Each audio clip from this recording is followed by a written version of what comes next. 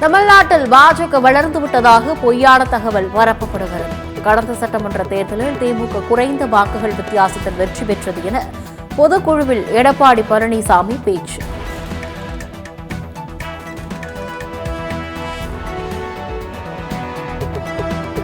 தேர்தல் வாக்குறுதிகளை நிறைவேற்ற தவறிவிட்டதாக அதிமுக பொதுக்குழுவில் கண்டன தீர்மானம். தமிழ்நாட்டிற்கான நிதி பகிர்வினை மத்திய அரசு பாரபட்சமின்றி வழங்க கோரிக்கை.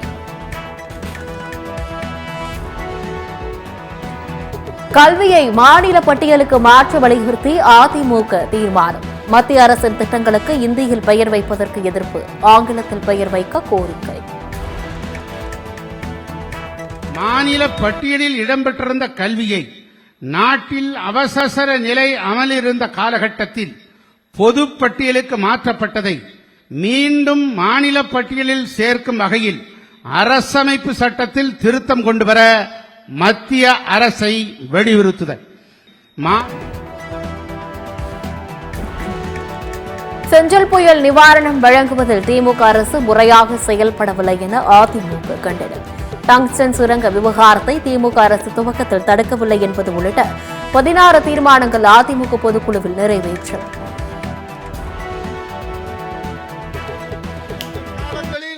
மக்களுக்கான குறைந்தபட்சம் அடிப்படை தேவைகளை கூட நிறைவேற்றாத திரு ஸ்டாலினின் தலைமையிலான விடியா திமுக அரசுக்கு கடும் கண்டனம்.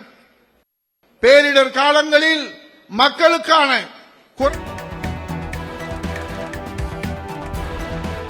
டெல்டா மாவட்டங்களில் 17, 18 தேதிகளில் கனமழைக்கு வாய்ப்பு. நாகை, திருவாரூர், கடலூர், மயிலாடுதுறை மாவட்டங்களுக்கு ஆரஞ்ச் அலர்ட்.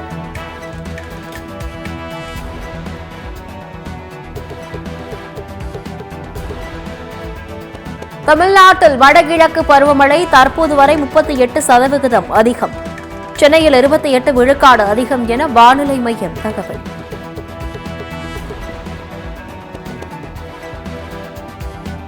தெற்கு அந்தமான் கடலில் காற்றழுத்த தாழ்வு பகுதி உருவாவதில் தாமதம். அடுத்த 24 மணி நேரத்தில் ஆழ்ந்த காற்றழுத்த தாழ்வு பகுதியாக வலுவடைந்து தமிழகம் நோக்கி நகரக்கூடும் என வானிலை மையம் தகவல்.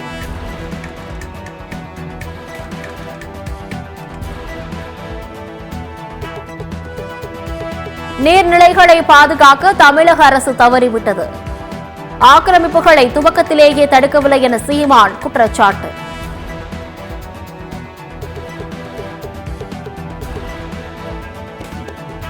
ஆவின் பால் விலை ஏற்றத்திற்கு சில்லறை தட்டுப்பாடு என காரணம் கூறுவது வினோகம். பாலின் அளவை குறைந்த விலையில் ஏற்றிவிட்டதாக அன்புமணி ராமதாஸ் குற்றச்சாட்டு. மறைந்த EVKS இளங்கோவன் உடலுக்கு முதலமைச்சர் மு க ஸ்டாலின் இறுதி அஞ்சலி. குடும்பத்தினருக்கு ஆறுதல் கூறினார் ஸ்டாலின்.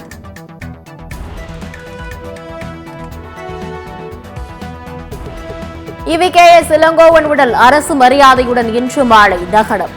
அரசியல், மக்கள் பணி என அனைத்திலும் சிறப்பாக பணியாற்றியவர் என தமிழக அரசு புகழாரம்.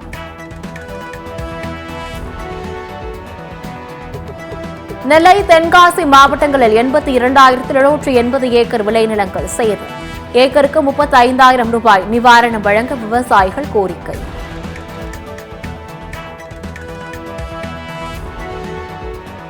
கேரளாவில் கார் மீது பேருந்து மோதி விபத்து. புதுமண தம்பதி உட்பட 4 பேர் உயிரிழப்பு.